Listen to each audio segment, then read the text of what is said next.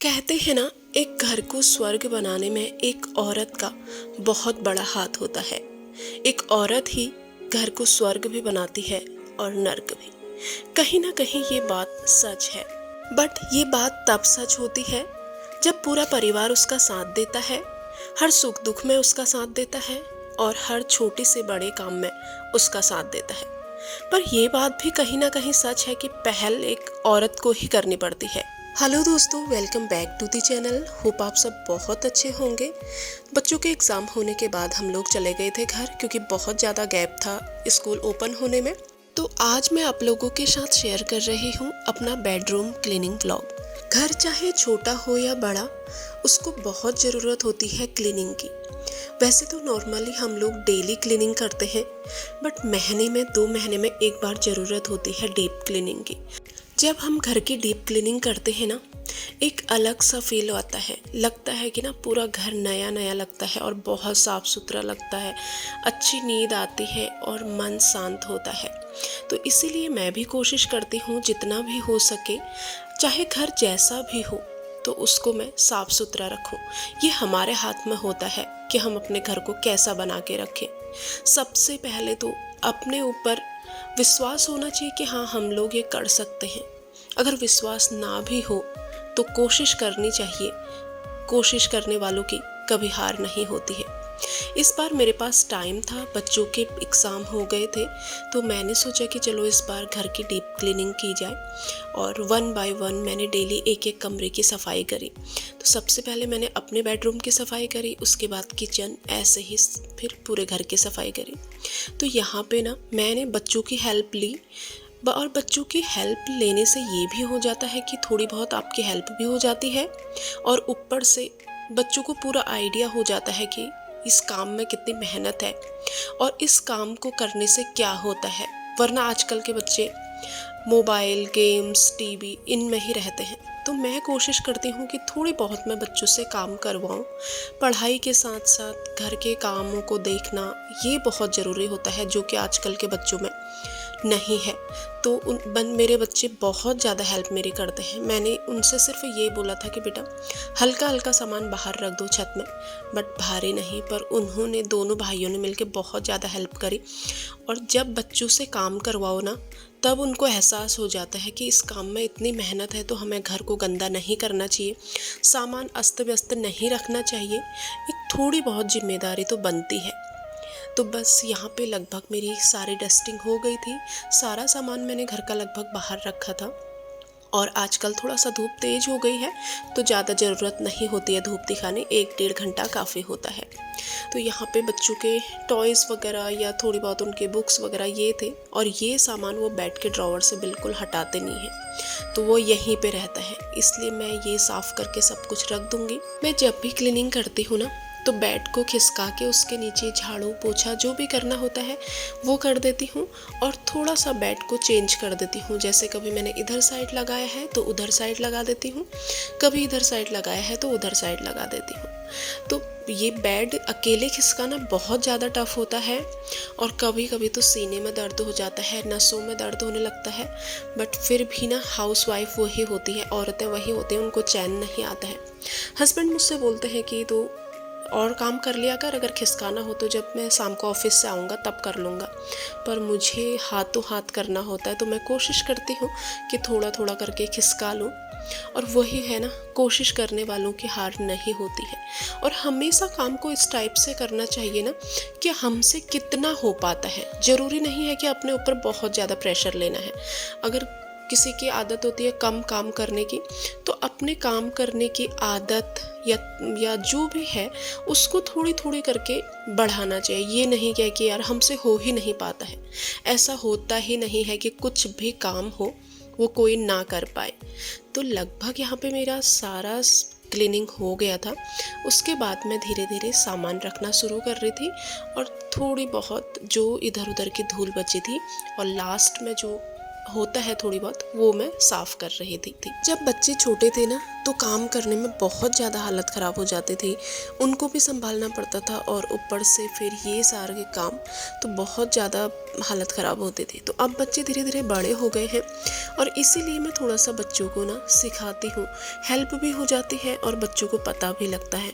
वरना आजकल के बच्चे तो फ़ोन और गेम्स इन्हीं चीज़ों में बिज़ी रहते हैं। बट मैं अपने बच्चों से लगभग सारे काम कराती हूँ थोड़ा थोड़ा, कि उन्हें ना आना चाहिए घर की जिम्मेदारी, या घर क्या होता है, साफ़ सफाई क्या होती है, घर के काम क्या होते हैं, वो उन्हें पता चले और थोड़ी बहुत मेरी हेल्प भी हो जाए। जैसे जैसे हमारी एज बढ़ती है ना, तो वैसे वैसे हम लोगों के काम करने की जो स्पीड होती है, जो क्षमता होती है, वो भी कम होने लगती है। तो इसीलिए थोड़ा सा अगर हम बच्चों की हेल्प ले लेंगे या बच्चे भी हमारी हेल्प करेंगे, तो थोड़ा सा हमारी हेल्प भी हो जाएगी और उनको भी इन कामों का अंदाज़ा हो जाएगा।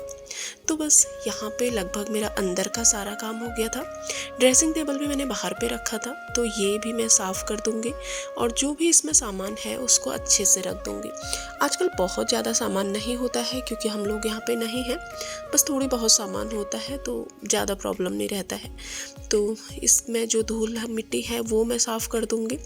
हल्का सा मैंने इसमें गीला कपड़ा लगाया शीशे में, और वैसे पूरे ड्रेसिंग टेबल को मैंने सिर्फ सूखे कपड़े से साफ़ करा।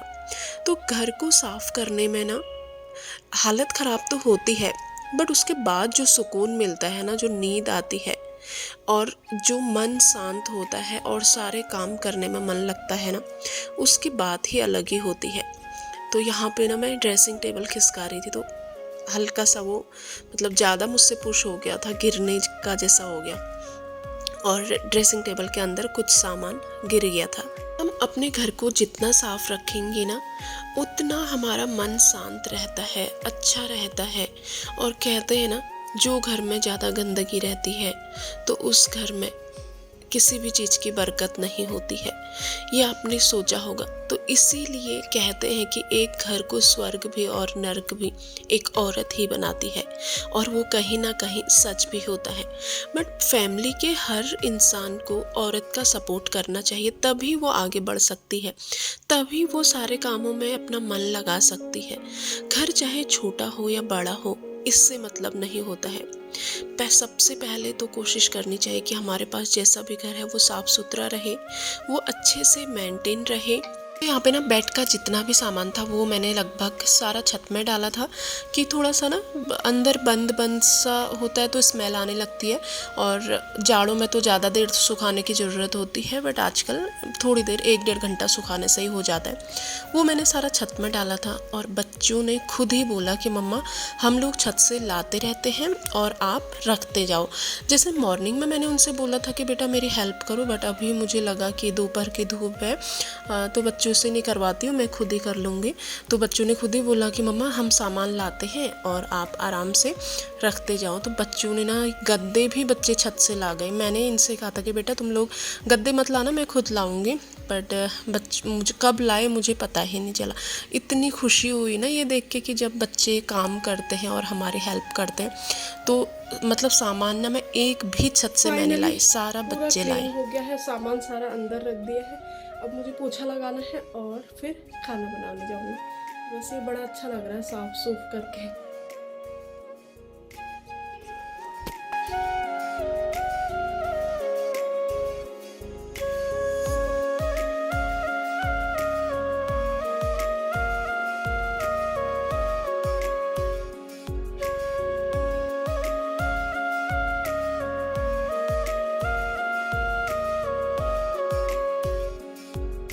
खाना खाने के बाद मैंने थोड़ी देर रेस्ट किया और उसके बाद फिर मैं आ गई थी दूसरे कमरे में, और जो भी विंटर वेयर थे ना, हैवी विंटर वेयर जो थे वो मैं डेली धोते जा रही थी और ऐसे इकट्ठा करते जा रही थी, क्योंकि अब वहाँ का बेड क्लीन हो गया है। जो भी हैवी विंटर वेयर है मैं उनको सारा बेड में अच्छे से सेट कर दूँगी। और यहाँ पे ना मेरा बेटा फिर पूछने के लिए आ गया था कि मम्मा हम भी आपके हेल्प करें या अब हो गया। तो फिर मैंने बोला कि नहीं बेटा, बस ये कपड़े रख के आ जा। ये प्रेस करने वाले कपड़े थे कि दूसरे रूम पे रख दे और बस अब मैं कर लूँगी। तो बहुत खुशी होती है, उनको एहसास हो गया था कि हाँ मम्मा इतना काम कर रही है। तो ये पूछने के लिए आ गया था कि मम्मा हम भी हेल्प करें। तो यहाँ पर मैंने बोला कि नहीं अभी रहने दो। तो यहाँ पर जितने भी हैवी विंटर वेयर थे वो मैंने सारे रख दिए थे, और जो हल्के हल्के थे क्योंकि सुबह शाम उस टाइम पे ठंडा हो ही रहा था, वीडियो थोड़ा सा मेरा लेट आ रहा है तो वो मैंने नहीं रखे थे। अगर हम लोग अभी ही ना, जैसे गर्मी चली गई है और जाड़ों के कपड़े अच्छे से ऐसे रख देंगे ना कि जो हल्के हल्के ठंड में यूज़ होते हैं या जो फिर जब हैवी ठंड पड़ती है तो उस टाइम पे यूज़ होते हैं, तो फिर बाद में हमारा काम कम हो जाएगा, क्योंकि उस टाइम पे हमें सब पता रहेगा कहाँ पे हमने कौन सा कपड़ा रखा है। मैं हमेशा ऐसे ही करती हूँ कि जब जो कपड़ा चाहिए होता है वो मुझे याद रहता है। बाई चांस ऐसा होता है कि भूल जाते हैं, वरना मेरे साथ ऐसा नहीं होता।